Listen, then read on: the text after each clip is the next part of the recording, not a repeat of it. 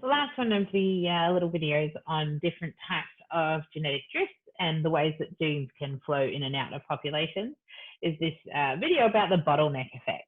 So very similar to the founder effect, but you've got to remember that the founder effect is a small group that are choosing to leave and go and occupy a new area. And the bottleneck effect is something a little bit different. So with our bottleneck effect, it's something happens.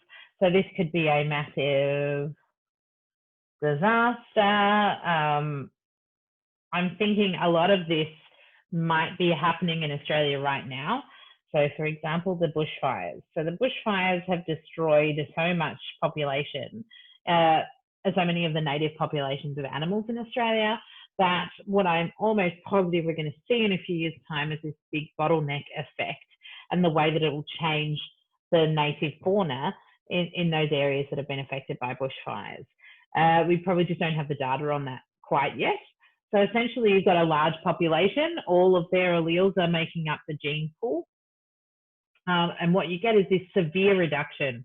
Yeah, so this massive reduction, and so you lose a large amount of your genetic variation just by chance. As a result, what you get is a population that doesn't have as much biodiversity, it doesn't have as much genetic diversity, and what will happen is they'll become a lot more vulnerable to selecting agents in the environment.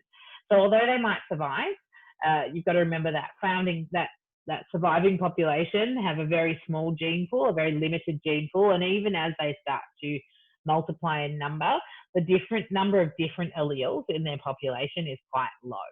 And so therefore this is a little bit scary, a little bit dangerous for populations to go through a bottleneck. It doesn't mean that it will be that forever, but it does mean that for a particular period of time after the bottleneck, you are vulnerable to